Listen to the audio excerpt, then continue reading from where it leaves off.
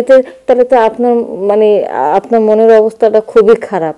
তাই তো বলছিলাম একটু সময় নিতেন, আবার আমার কিস্তির একটু সুদ হইতো আপনার পকেট থেকে দিতেন, আর আমি আপনার ওইভাবে দিতাম। আরে এইটাই তো আমি তো চাইছিলাম আসলে। এইরকম করে কিস্তিটা যদি শোধ হয়ে যেত তাহলে আপনারও উপকার হতো, মানে মাঝখান থেকে আমারও একটু ভালো হতো।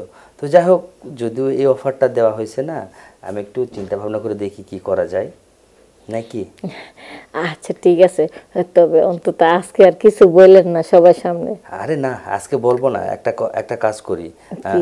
আজকে কি বাসায় গিয়ে কোনো চা পানির দাওয়াত আছে বুঝি। আপনি যখন আসেন না, আমার জামাই কিস্তির ডরে গ্রামে পলায়া থাকে, বুঝছেন, মানে অন্য সাইড বাজার বুজারের জায়গা। মনে করেন আপনি তো প্রায় সারাদিন থাকবেন, সবার কিস্তি দেবেন না, 4-5 হ্যাঁ ঘন্টা তো হ্যাঁ। থাকবেনই। এই 4-5 ঘন্টার ভিতরে আমার জামাই আমার বাড়ি শুদ্ধ আইব না, যখন আপনি